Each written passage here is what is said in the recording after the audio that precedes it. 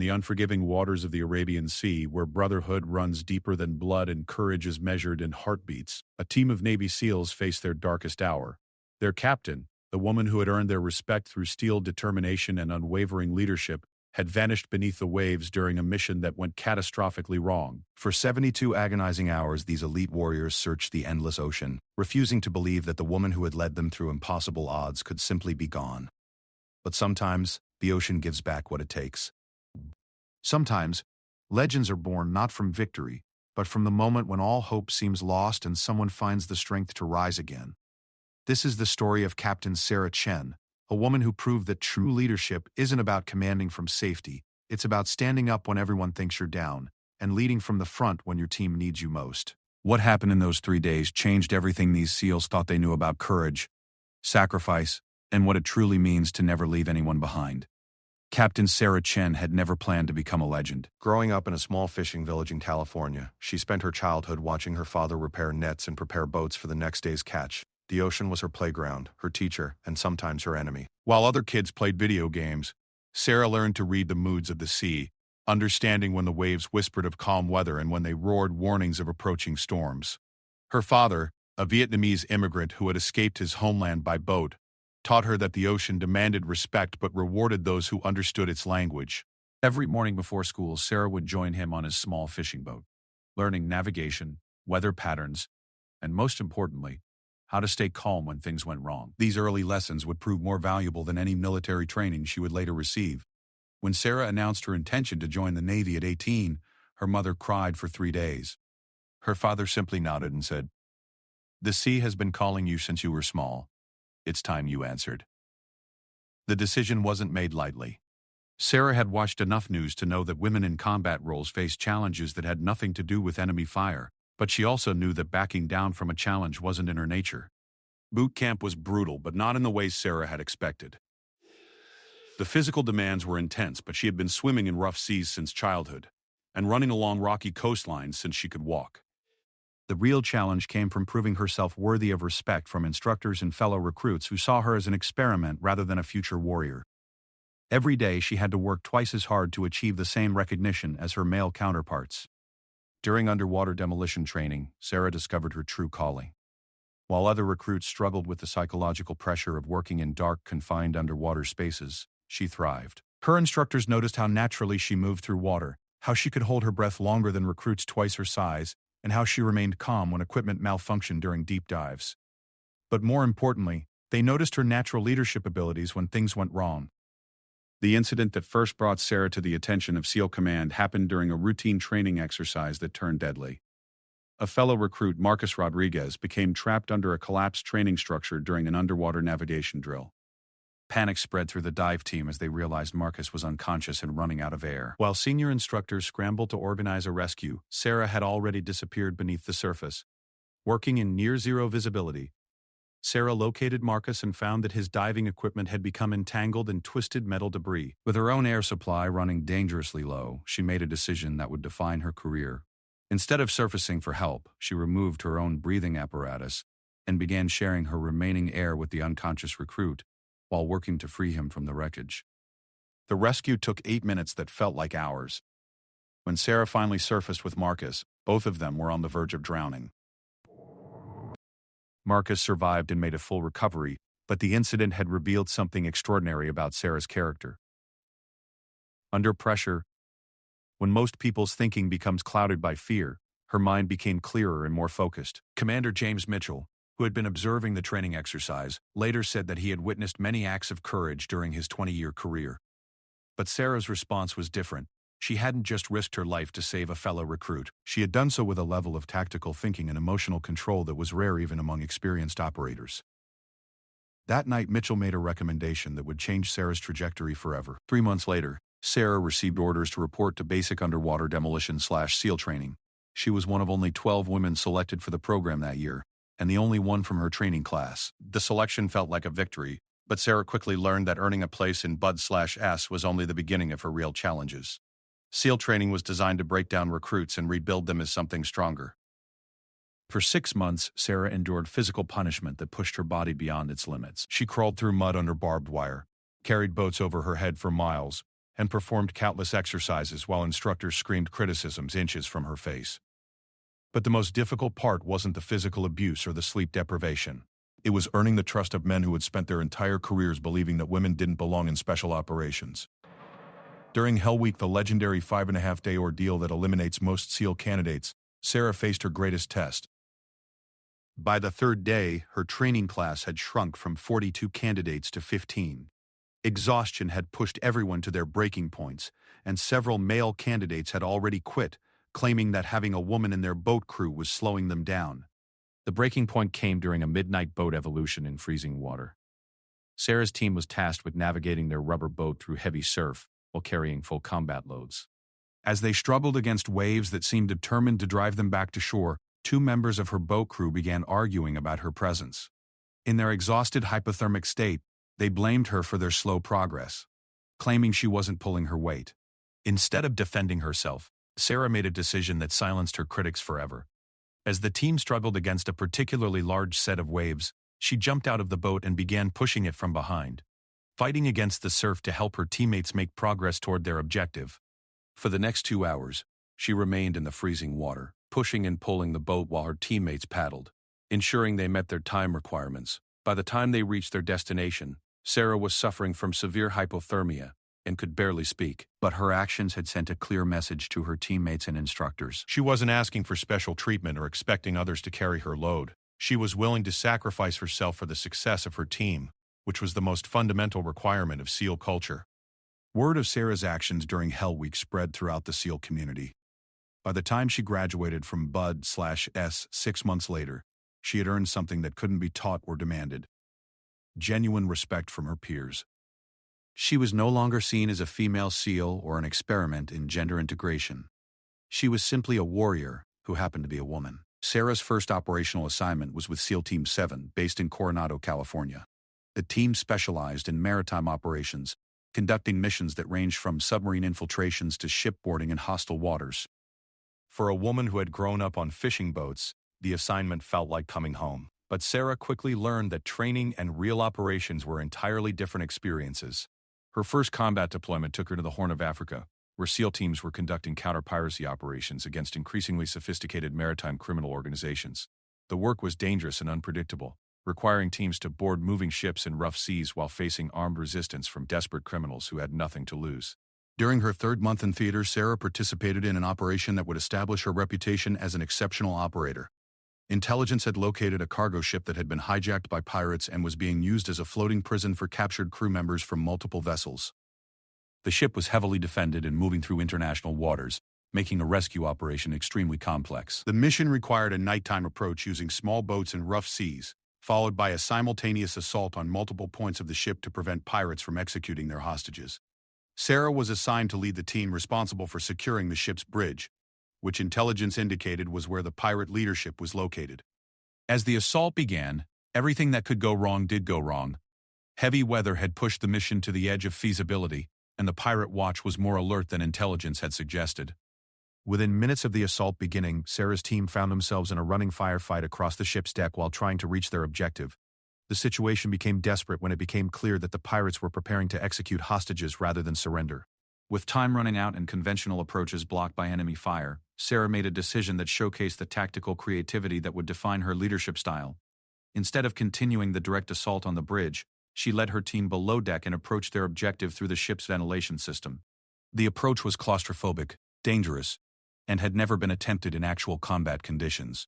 Working in complete darkness through narrow metal ducts, Sarah's team moved silently above the pirates' positions. When they finally reached the bridge level, Sarah used explosive charges to create multiple entry points simultaneously, allowing her team to storm the pirate command center from unexpected directions.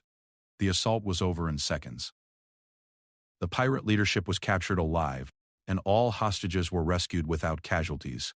But more importantly for Sarah's career, her unconventional approach had demonstrated a level of tactical innovation that caught the attention of senior SEAL leadership. Within 6 months, she was recommended for advanced leadership training. The path to command was accelerated by her performance during a classified operation in the South China Sea. Details of the mission remain secret, but Sarah's role in its success led to her promotion to lieutenant and assignment as a team leader. For the first time in SEAL history, a woman would be responsible for leading male operators in combat operations. The transition to leadership brought new challenges that had nothing to do with military tactics. Sarah found herself navigating complex interpersonal dynamics while establishing her authority over men who had trained their entire careers under male leadership.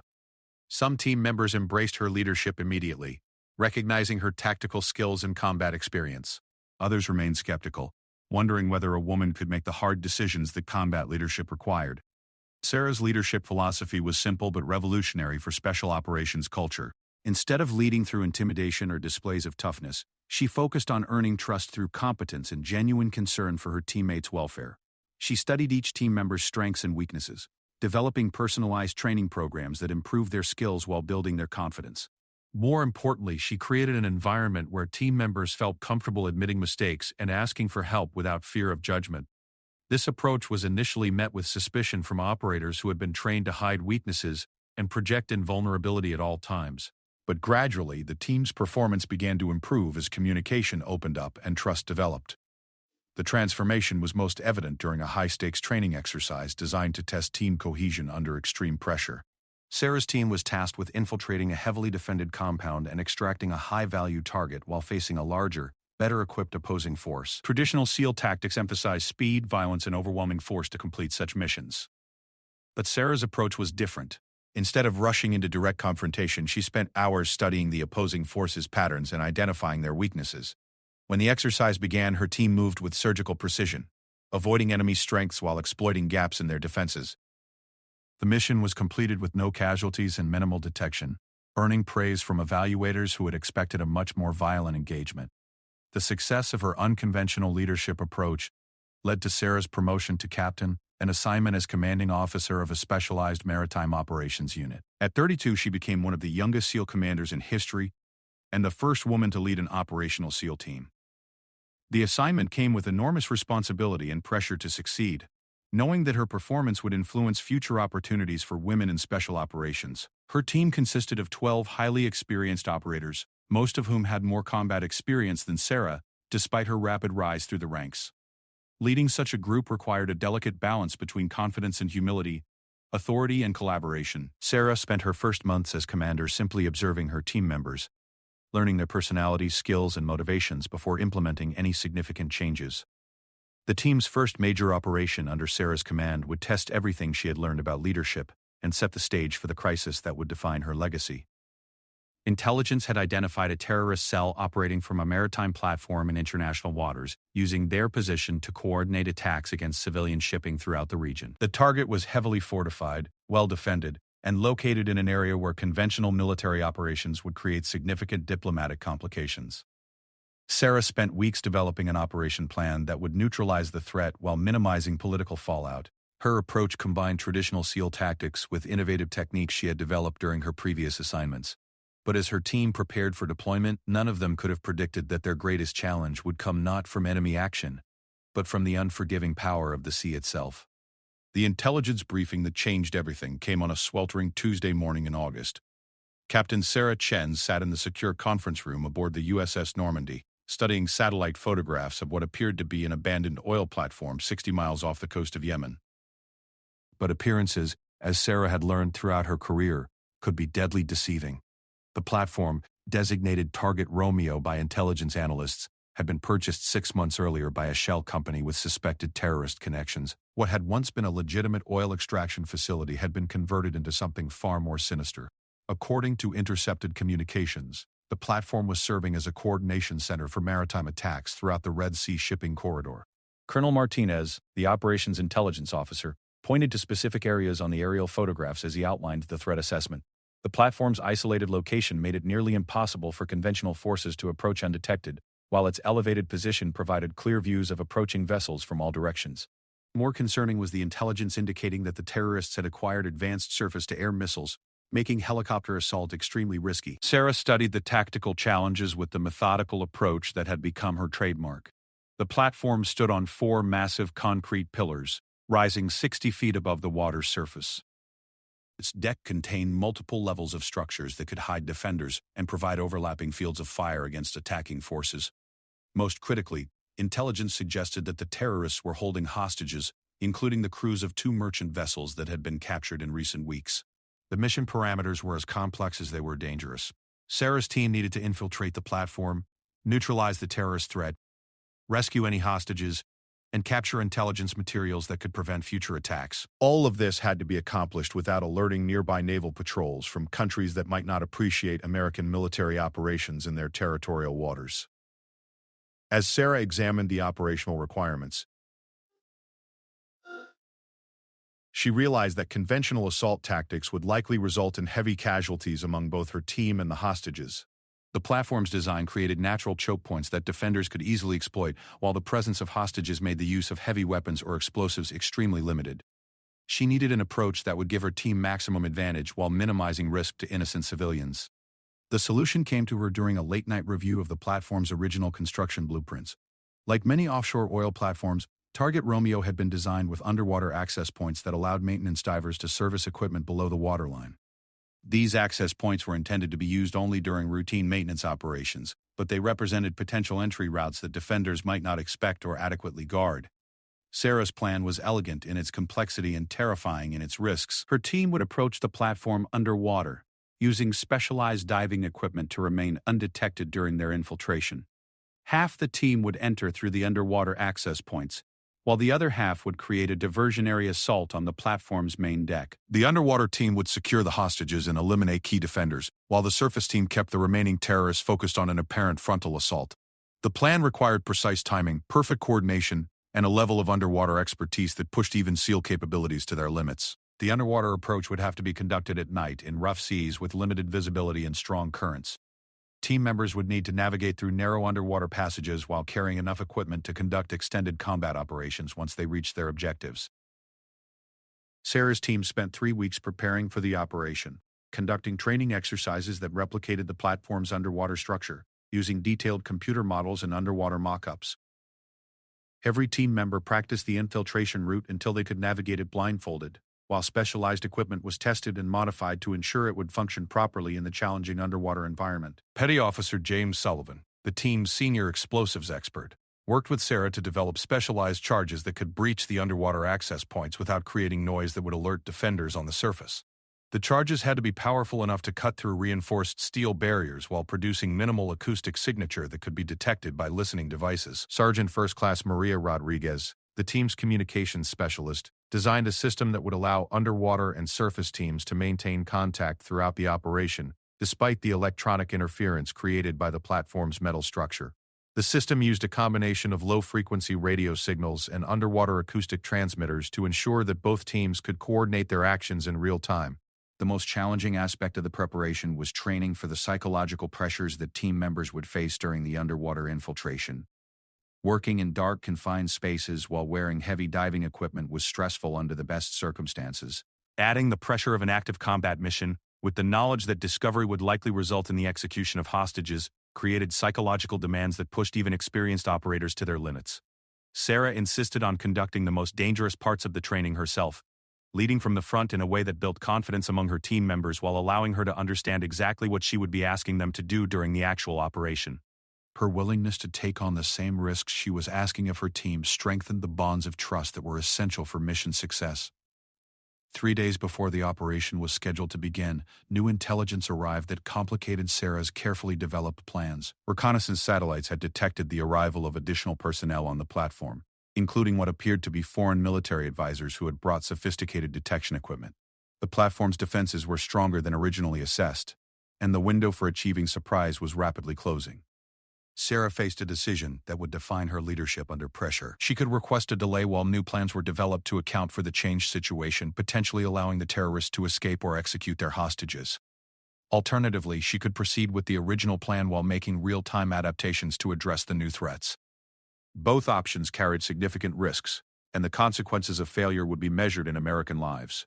After consulting with her team leaders and reviewing all available intelligence, Sarah made the decision to proceed with the mission while implementing tactical modifications to account for the increased threat level. The underwater infiltration would continue as planned, but the surface assault would be modified to create more effective diversion while providing better support for the underwater team. The team departed for the target area aboard a specially configured submarine that had been modified to support SEAL operations. The USS Philadelphia could approach the target location while remaining submerged, allowing Sarah's team to begin their underwater approach without being detected by surface radar systems that might be monitoring the platform.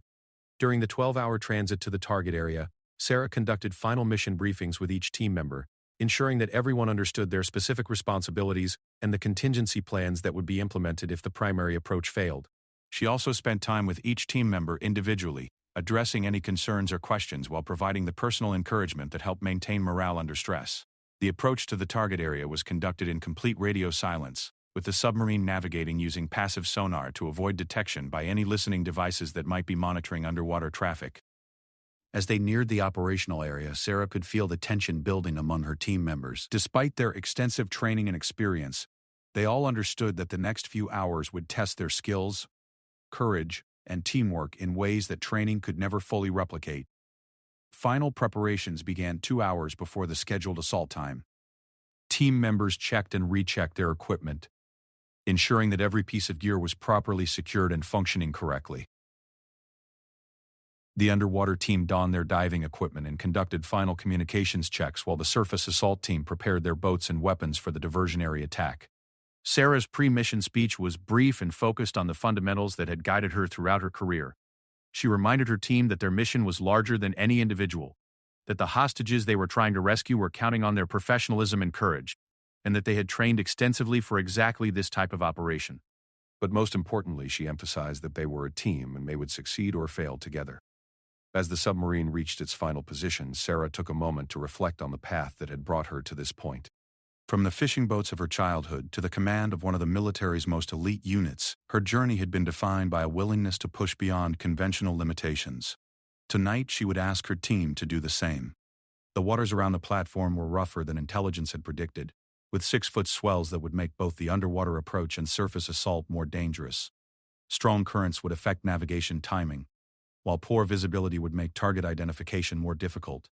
But Sarah had spent her entire life working in challenging ocean conditions, and she knew that the same rough seas that complicated their approach would also mask their presence from defenders. The final intelligence update came 30 minutes before launch time. Thermal imaging from the submarine's periscope confirmed the presence of multiple guards on the platform's deck, while infrared sensors detected what appeared to be additional personnel in the platform's interior structures. The terrorist force was larger than originally estimated, but there was no indication that they suspected an imminent attack. Sarah gathered her team for the final equipment check, personally inspecting each team member's gear while providing last-minute tactical reminders. The underwater team would launch first, beginning their approach while the surface team remained in position to begin their diversionary assault once the underwater team reached their entry points. Timing would be critical, as both teams would need to coordinate their actions despite operating in completely different environments. As Sarah prepared to enter the water herself, leading the underwater infiltration team, she felt the familiar combination of fear and excitement that had accompanied every major operation of her career.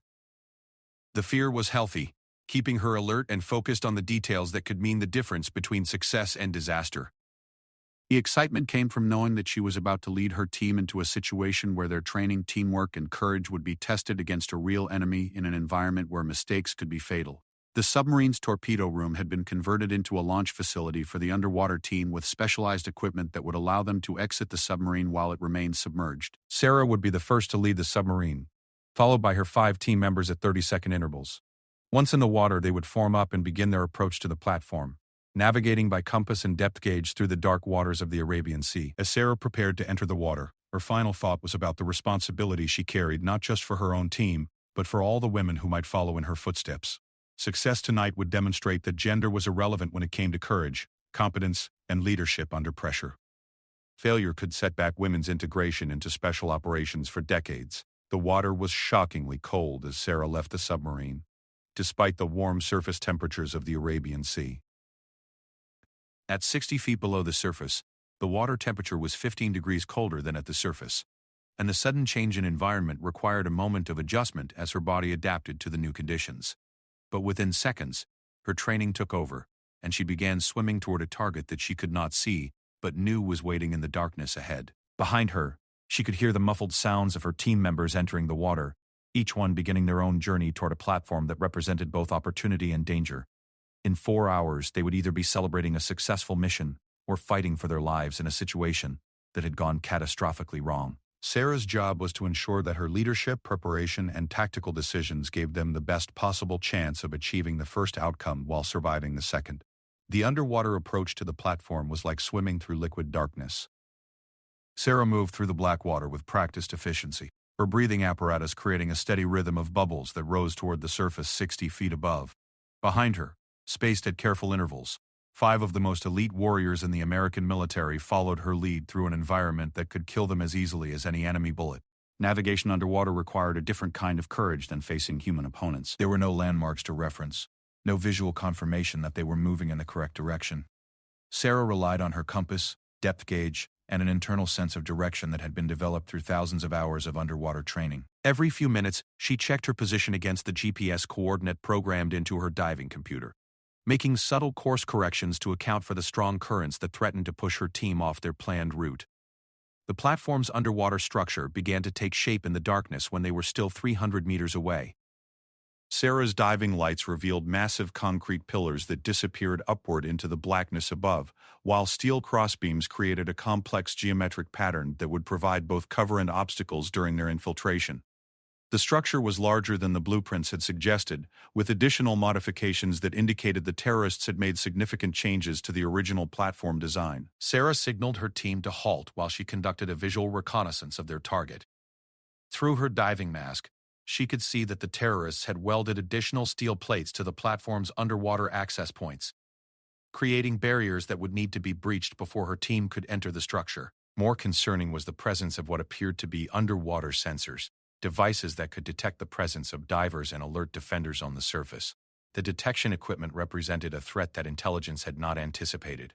If the sensors were active and sophisticated enough to distinguish between human divers and marine life, Sarah's entire infiltration plan could be compromised before her team even reached their entry points. She needed to make a real-time tactical decision about whether to proceed with the original plan, or abort the underwater approach and rely entirely on the surface assault. Sarah gathered her team in the shadow of one of the platform's massive support pillars, while she assessed their options. The sensored devices appeared to be focused on the main underwater access points, which suggested that the terrorists were aware of the platform's vulnerability to underwater attack. However, the sensors seemed to be positioned to detect approaches from the most obvious directions, leaving potential blind spots that a careful team might be able to exploit. After studying the sensor placement for several minutes, Sarah identified a route that would allow her team to approach the platform from an unexpected angle. Instead of using the main access points that were covered by detection equipment, they would need to create their own entry point using explosive charges to breach the platform's hull. The approach was more dangerous and would require greater precision, but it offered the best chance of achieving surprise. Sarah communicated her modified plan to her team using hand signals that were visible in the glow of their diving lights. Each team member acknowledged their understanding with silent nods, their faces hidden behind diving masks but their body language communicating confidence in their leader's tactical judgment. They had trained for exactly this type of situation, where original plans needed to be adapted based on real-world conditions that differed from intelligence estimates. The approach to their improvised entry point required careful movement through the platform's underwater superstructure. Sarah led her team through a maze of steel beams and concrete supports, each movement calculated to avoid detection while maintaining their approach speed. The platform structure created acoustic shadows that helped mask the sound of their movement, but it also created blind corners where enemy divers could be waiting in ambush. When they reached the position Sarah had selected for their breach point, her team went to work with the precision of a surgical team. Petty Officer Sullivan prepared the shaped charges that would cut through the platform's hull, while other team members established security positions to guard against detection. The charges had to be precisely placed to create an opening large enough for the team to pass through while minimizing the noise and vibration that could alert defenders above. The tension was almost unbearable as Sullivan worked to position the explosives. One mistake in the placement or timing could result in an explosion that would alert every terrorist on the platform while potentially killing or injuring the team members who were working in close proximity to the blast. Sarah monitored her watch, knowing that the surface assault team was preparing to begin their diversionary attack and needed confirmation that the underwater team was in position. The explosive breach was surprisingly quiet, producing a sharp crack that Sarah hoped would be masked by the natural sounds of waves hitting the platform's structure. The charges cut through the steel hull with surgical precision, creating an opening just large enough for a diver in full equipment to pass through. Water rushed into the newly created opening, but the platform's design included multiple watertight compartments that prevented flooding from affecting the entire structure. Sarah was the first to enter the platform through their improvised doorway, swimming into an environment that was part underwater cave and part industrial facility. Emergency lighting provided dim illumination that revealed a network of passages and equipment rooms that had been designed to service the platform's original oil drilling operations. The space was claustrophobic and disorienting, with multiple levels and passages that could easily become a maze for someone who wasn't familiar with the layout. Once inside the platform, Sarah's team faced the challenge of transitioning from underwater operations to land-based combat while remaining undetected. They needed to surface in one of the platform's internal pools, remove their diving equipment, and prepare for armed combat, all while avoiding detection by guards who might be patrolling the internal areas. The process required careful coordination and absolute silence, as any noise could compromise their entire mission. The internal pool that Sarah had selected for their emergence was located in a maintenance area that intelligence suggested would be unguarded during nighttime hours. As her head broke the surface of the water, Sarah listened carefully for any sounds that might indicate the presence of enemy personnel. The only sounds were the mechanical hum of the platform's generators and the distant noise of waves hitting the structure's exterior. One by one, Sarah's team members surfaced beside her, each one quickly and silently removing their diving equipment while preparing their weapons for combat operations. The transition from underwater infiltration to armed assault required a complete change in mindset and tactics, shifting from stealth and concealment to aggressive action and overwhelming firepower. The team had practiced this transition countless times, but performing it in enemy territory while under the pressure of active combat operations was entirely different. Sarah checked her communications equipment and confirmed that she could maintain contact with both her underwater team and the surface assault team that was preparing to begin their diversionary attack. The timing of the two assaults would be critical to mission success, as the surface team needed to draw enemy attention away from the areas where Sarah's team would be operating. Too early, and the underwater team would lose the element of surprise. Too late, and the surface team might be overwhelmed by concentrated enemy resistance.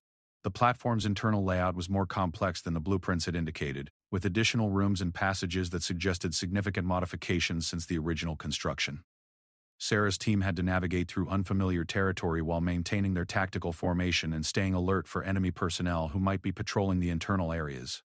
The platform's metal construction created acoustic conditions that made it difficult to determine the source and direction of sounds, adding another layer of complexity to their navigation. As they moved deeper into the platform's interior, Sarah's team began to encounter signs of recent terrorist activity. Equipment rooms contained weapons, ammunition, and communications gear that confirmed intelligence reports about the platform's use as a coordination center. More importantly, they found evidence that hostages were being held somewhere within the structure, including personal belongings and improvised restraints that indicated the presence of captured civilians. The search for hostages led Sarah's team through increasingly narrow passages and up vertical ladders that brought them closer to the platform's main operational levels. With each level they ascended, the risk of detection increased, as these areas were more likely to be patrolled by guards and monitored by security cameras. Sarah had to balance the need to locate and rescue hostages against the risk of premature discovery that could result in the execution of those they were trying to save. The first sign of enemy personnel came in the form of voices speaking in Arabic, filtering through the platform's metal walls from a room that appeared to be directly above their position. Sarah's team froze, listening carefully to determine how many people were in the room and whether they represented an immediate threat.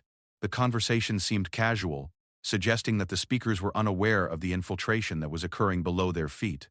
Sarah made the decision to bypass the room containing enemy personnel, rather than risk a firefight that could alert the entire platform.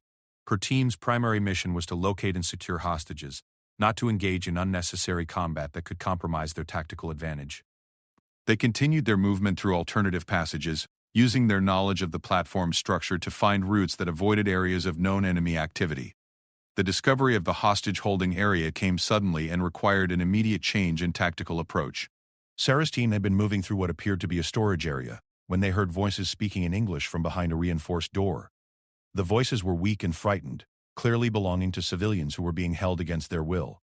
But the presence of hostages also meant the likely presence of guards, creating a tactical situation that required careful planning to avoid casualties among the people they were trying to rescue. Sarah positioned her team members to provide overlapping fields of fire, while maintaining visual contact with all possible escape routes from the hostage area. The room's layout, as revealed by thermal imaging equipment, showed approximately 8 civilians clustered in one area of the room, with at least 2 guards positioned near the room's only apparent entrance. Any assault on the room would need to neutralize the guards immediately, while ensuring that none of the hostages were injured in the crossfire. The assault plan required split-second timing and absolute precision. Sarah would breach the door using a small explosive charge, while 2 team members would enter immediately behind her to engage the guards. The remaining team members would provide covering fire while securing the hostages and preparing them for evacuation. The entire operation needed to be completed within 30 seconds to prevent guards from other areas of the platform from responding to the sounds of combat. As Sarah prepared the breaching charge, she could hear the distant sound of gunfire from the platform's upper levels, indicating that the surface assault team had begun their diversionary attack. The timing was perfect, as the noise and confusion created by the surface assault would help mask the sounds of Sarah's breach operation, while drawing enemy attention away from the hostage area. The breach was executed with textbook precision. Sarah's explosive charge blew the door from its hinges, and her team flowed into the room like a precisely choreographed assault force. The 2 guards were neutralized within seconds while the hostages were quickly identified and secured. But as her team began preparing the civilians for evacuation, Sarah realized that their troubles were just beginning. The hostages were in worse physical condition than intelligence had suggested, with several individuals showing signs of serious injuries that would make rapid evacuation difficult. More critically, the sounds of combat from the upper levels were intensifying, suggesting that the surface assault team was facing heavier resistance than expected. Sarah's team might need to fight their way out of the platform, rather than conducting the stealthy withdrawal that had been part of their original plan. As Sarah assessed their tactical situation, she made a decision that would define the rest of the operation. Instead of attempting to evacuate through their original underwater route, which would be impossible with injured hostages, they would need to fight their way to the platform's surface and coordinate with the surface assault team for extraction. The decision meant abandoning their carefully planned withdrawal in favor of a running battle through hostile territory, but it was the only option that offered a realistic chance of saving the hostages they had risked everything to rescue. The platform shuddered as another explosion echoed through its steel framework, and Sarah knew their tactical situation was deteriorating rapidly. The surface assault team's diversionary attack had drawn more enemy resistance than anticipated, and the sounds of sustained gunfire from multiple directions indicated that her extraction plan was falling apart in real time. She needed to adapt quickly, or both her team and the rescued hostages would be trapped in a steel fortress surrounded by hostile forces and rough seas. Sarah's immediate concern was the condition of the 8 hostages her team had rescued. 3 of the civilians showed signs of serious malnutrition and dehydration, while 2 others had injuries that appeared to be the result of torture or beatings. Moving this group through combat zones would be challenging under the best circumstances, and the platform's multiple levels and narrow passages would make evacuation even more difficult. But leaving them behind was not an option that Sarah would even consider. The tactical radio crackled with urgent communications from the surface assault team, led by Lieutenant Commander Hayes. His team had successfully established a foothold on the platform's main deck, but they were facing organized resistance from a larger enemy force than intelligence had predicted. More critically, enemy reinforcements appeared to be arriving by boat, turning what should have been a quick strike operation into a prolonged battle for control of the platform. Sarah made rapid calculations based on the information flowing through her earpiece. The surface team was outnumbered but held advantageous positions that allowed them to control key areas of the platform's upper levels. However, their ammunition supplies were limited, and they would eventually be overwhelmed if the battle continued much longer. She needed to reach the surface with her team and hostages, link up with the surface assault force, and establish a defensive perimeter that could hold until extraction assets arrived. The route from the hostage-holding area to the platform's surface required movement through 4 levels of the structure, each of which might contain enemy personnel who were now fully alert and searching for the infiltrators. Sarah's team would need to move as a cohesive unit while protecting civilians who had no combat training and limited physical capability. The challenge was complicated by the platform's design, which created multiple choke points, where a small enemy force could pin down a much larger attacking group. Sarah assigned specific responsibilities to each team member for the evacuation movement. Petty Officer Martinez would take point, using his extensive urban combat experience to clear passages and identify threats before the main group moved forward. Sergeant Rodriguez would manage the hostages, keeping them together and moving while providing medical assistance to those who needed it. The remaining team members would provide rear security and flanking protection, ensuring that enemy forces couldn't attack the group from unexpected directions. The first level of their ascent took them through the platform's mechanical spaces, where the noise of generators and pumping equipment helped mask the sounds of their movement. Sarah used hand signals to coordinate her team's advance, keeping verbal communication to a minimum to avoid detection by enemy forces who might be using audio surveillance equipment. Progress was slow but steady, with each room and passage carefully cleared before the group moved forward. The second level brought them into administrative areas where the platform's original crew had worked during its operational period. These spaces had been converted into living quarters and storage areas by the terrorist organization, and Sarah's team found evidence of extensive planning for maritime attacks throughout the region. Documents and computer equipment that could provide valuable intelligence were secured by team members, but the priority remained getting the hostages to safety. It was on the third level that they encountered their first serious resistance. As Sarah's point man rounded a corner leading to a stairwell that would take them toward the surface, he came face to face with two armed guards who were descending from the upper levels. The resulting firefight was brief but intense, with both sides exchanging automatic weapons fire in the confined space of the platform's interior corridors. The engagement lasted less than 30 seconds, but it had immediate tactical consequences. The sound of gunfire would alert other enemy personnel to their location, while muzzle flashes in the darkened corridors had temporarily affected the team's night vision capabilities. More critically, one of the rescued hostages had been grazed by a ricocheting bullet and was bleeding from a wound on her arm. Sarah made a rapid tactical assessment of their situation. Continuing their original route to the surface would likely lead to additional contact with enemy forces who were now converging on their location. However, the platform's design offered alternative routes that might allow them to avoid direct confrontation while still reaching their objective. The decision required balancing speed against stealth, knowing that either choice carried significant risks. The alternative route Sarah selected took her team through the platform's external maintenance areas, spaces that were partially exposed to the weather but offered more concealment from enemy observation. Moving through these areas required the team to navigate narrow catwalks and ladders while managing hostages who were struggling with fear and physical exhaustion. The wind and spray from the rough seas made footing treacherous, while the platform's constant motion added another layer of difficulty to their movement. As they climbed toward the surface, Sarah could see the tactical situation unfolding on the platform's main deck. Muzzle flashes from multiple positions indicated that both friendly and enemy forces were engaged in sustained combat across the platform's various levels. Tracer rounds streaked through the darkness, while the occasional explosions suggested that both sides were using grenades and demolition charges to gain tactical advantages. The most concerning development was the appearance of additional boats approaching the platform from multiple directions. Sarah could see at least 3 vessels that appeared to be carrying enemy reinforcements, while a larger boat remained at a distance that suggested it might be coordinating the terrorist response to the assault. The arrival of additional enemy personnel would significantly complicate any extraction operation, as her team would need to fight through increasing numbers of opponents to reach safety.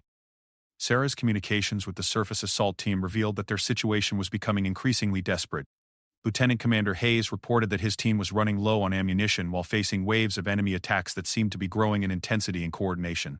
Enemy forces were using the platform's complex structure to their advantage, attacking from multiple directions while using civilian areas as staging points for their operations.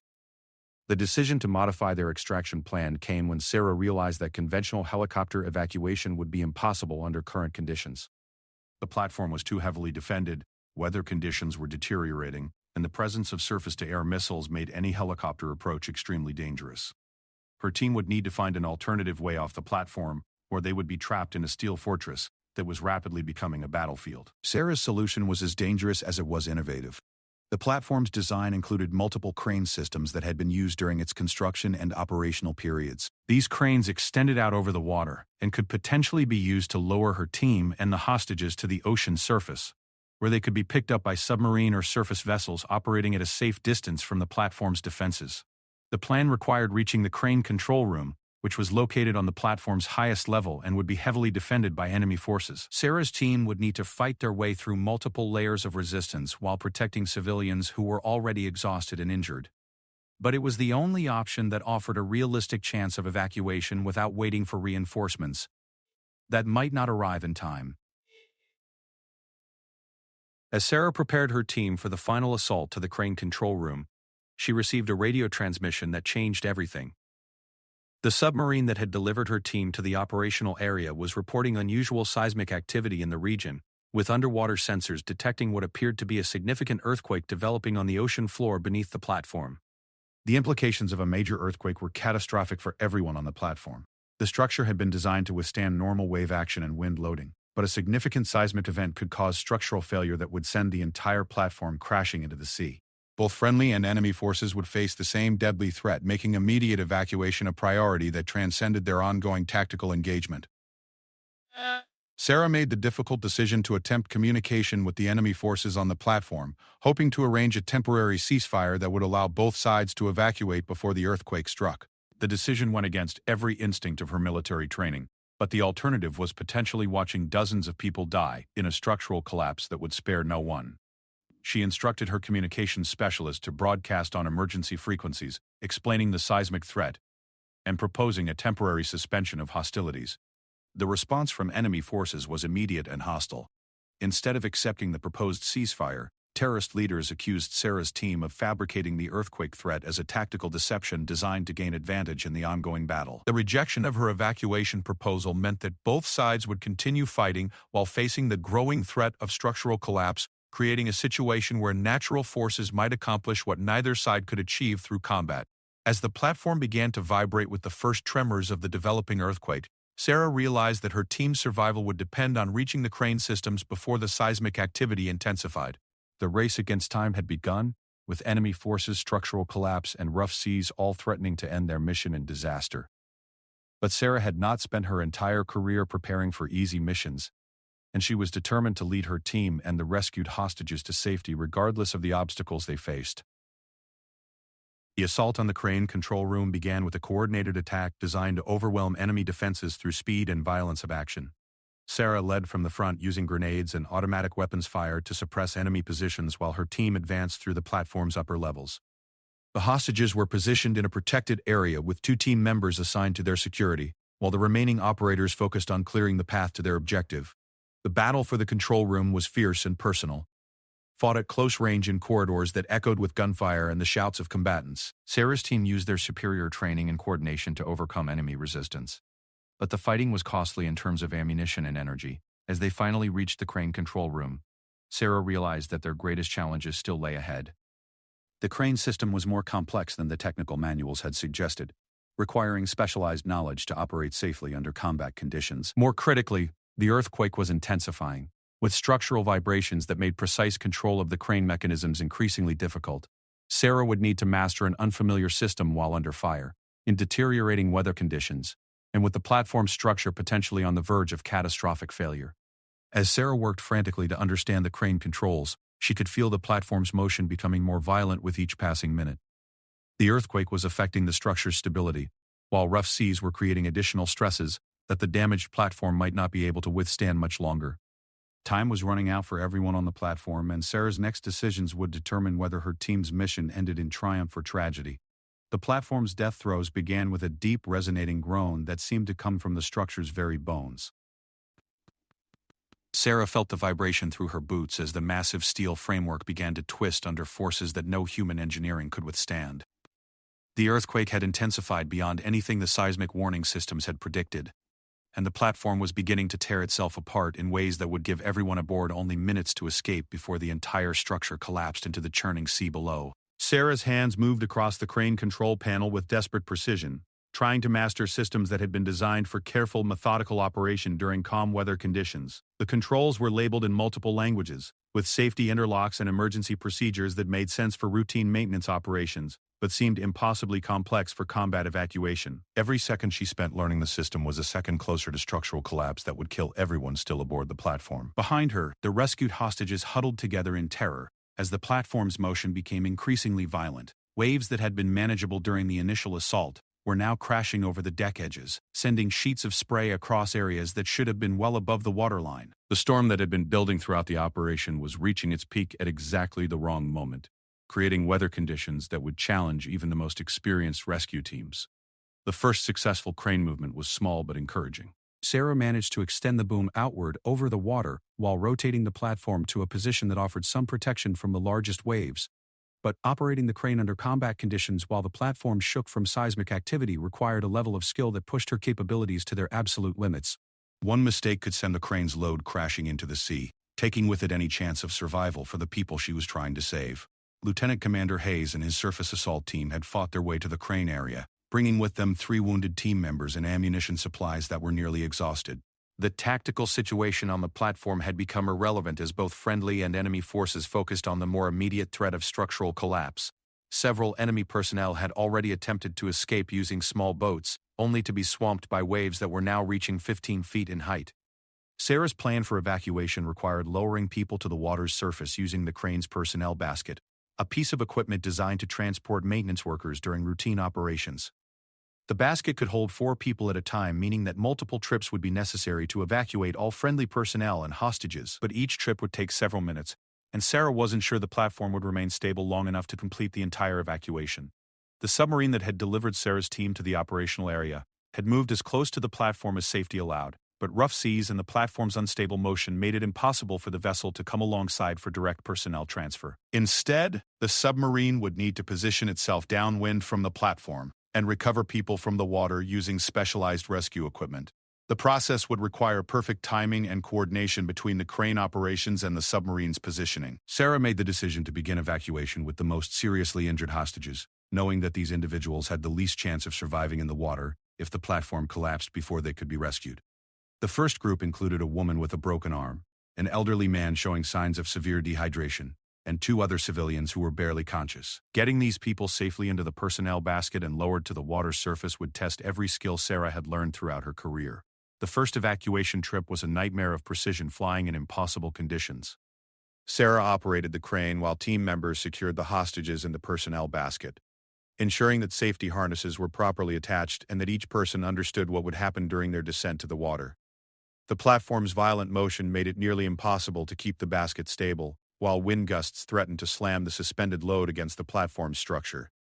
As the basket descended toward the churning water below, Sarah could see the submarine's periscope cutting through the waves as the vessel maneuvered to position itself for personnel recovery. The timing had to be perfect, as the basket would need to reach the water's surface just as the submarine's rescue swimmers were in position to assist with the transfer.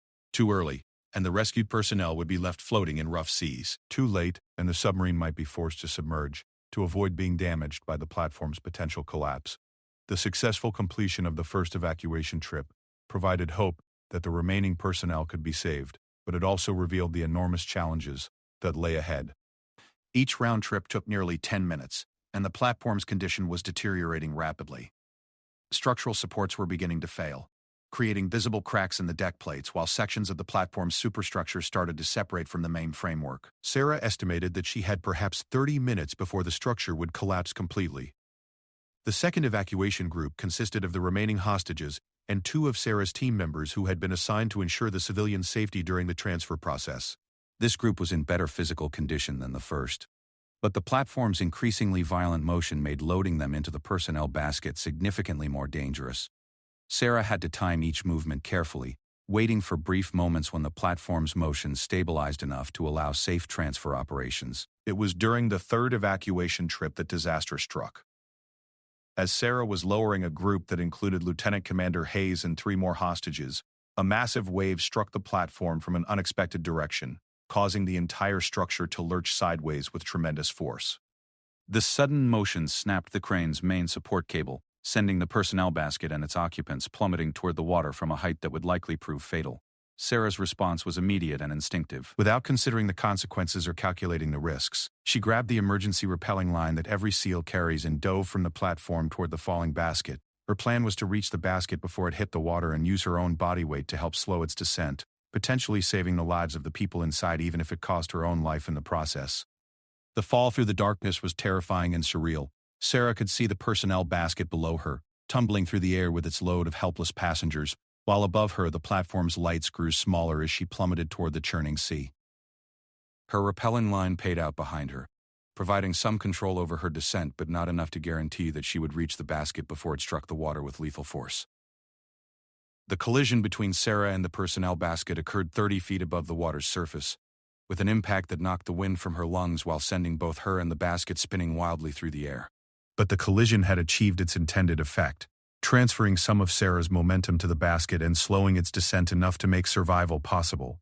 As they struck the water together, Sarah's last conscious thought was that she had done everything possible to save her teammates and the civilians they had risked everything to rescue.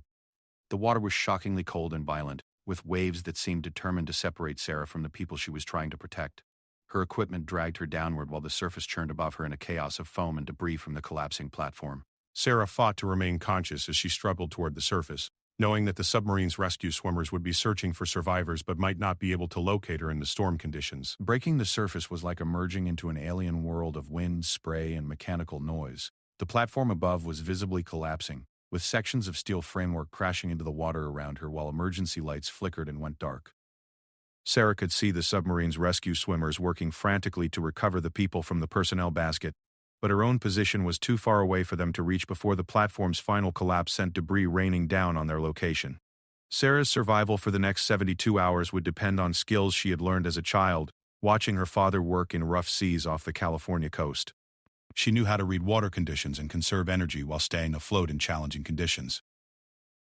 More importantly, she understood that panic was the enemy of survival, and that staying calm would give her the best chance of remaining alive until rescue assets could locate her position. The platform's final collapse was both spectacular and terrifying. The entire structure folded in on itself, with a sound like thunder, sending up a column of spray and steam that rose hundreds of feet into the stormy sky. Sarah dove beneath the surface to avoid the worst of the debris field, emerging to find herself alone in an ocean that was littered with twisted metal and burning fuel from the platform's ruptured systems. For 3 days, Sarah drifted in the Arabian Sea, using techniques her father had taught her to stay alive in conditions that would have killed most people within hours. She fashioned a flotation device from pieces of debris, rationed her energy by floating motionless during the worst weather, and maintained her mental focus by reviewing every detail of the mission and planning for her eventual rescue. She refused to consider the possibility that she might not survive, knowing that her team would never stop searching for her. The rescue came at dawn on the 4th day when a search helicopter spotted the improvised signal mirror that Sarah had created from a piece of the platform's polished metal debris. As the rescue swimmer descended toward her position, Sarah felt a mixture of exhaustion, relief, and overwhelming gratitude for the training and teammates that had made her survival possible. But her first question to the rescue swimmer was about the fate of her team and the hostages they had risked everything to save. The news was better than Sarah had dared to hope. All of her team members had survived the platform's collapse, along with 7 of the 8 hostages they had rescued. Lieutenant Commander Hayes had suffered a broken leg during the evacuation, but he and the others had been successfully recovered by the submarine and transported to safety. The mission had achieved its primary objectives despite the unexpected challenges posed by the earthquake and storm conditions. Sarah's return to her unit was marked by a level of respect and admiration that transcended military rank and protocol. Her decision to sacrifice herself in an attempt to save her teammates and the rescued hostages had demonstrated the kind of leadership that could not be taught in any training program. She had proven that true courage was not the absence of fear, but the willingness to act despite fear when others depended on your decisions. The aftermath of the mission brought recognition from the highest levels of the military and intelligence communities. Sarah received decorations for valor that acknowledged her tactical leadership and personal sacrifice, while her innovative approach to the underwater infiltration became a case study taught in special operations schools throughout the military. But for Sarah, the greatest reward was the knowledge that she had brought her teammates home and proven that leadership was about serving others rather than commanding them. The impact of Sarah's leadership extended far beyond the immediate mission. Her success demonstrated that gender was irrelevant when it came to courage, tactical competence, and the ability to make life-and-death decisions under extreme pressure. Young women throughout the military began to see special operations as a realistic career path, while male operators developed a deeper appreciation for the diverse perspectives and capabilities that women could bring to their teams. Sarah's recovery from her ordeal took months of physical rehabilitation and psychological counseling. But her determination to return to operational status never wavered. She had found her purpose in leading elite warriors through impossible challenges, and she was not willing to let a near-death experience end the career that had become her calling. The ocean had tested her and found her worthy, and she was ready to answer its call again. The platform mission became a turning point, not just in Sarah's career, but in the broader integration of women into special operations roles. Her leadership under pressure had proven that the qualities that make an exceptional special operations officer have nothing to do with gender, and everything to do with character, competence, and the willingness to sacrifice for others. She had risen from the depths of the Arabian Sea to become a symbol of what was possible when courage met opportunity. Years later, when young officers asked Sarah about the secret to leadership under pressure, her answer was always the same. Leadership was not about being the strongest or the loudest or the most aggressive. It was about understanding that your role was to serve your team, not the other way around. When you were willing to give everything for the people who followed you, they would follow you anywhere, even into the depths of an unforgiving sea, where legends were born and heroes discovered the true meaning of sacrifice. The story of Captain Sarah Chen became more than a tale of military heroism. It became a testament to the power of human determination, the importance of never leaving anyone behind, and the truth that sometimes the greatest victories come not from conquering enemies, but from conquering the fear and doubt that live within ourselves. In rising from the depths of the Arabian Sea, Sarah had shown that true leadership was about lifting others up, even when it meant risking everything you had fought so hard to achieve.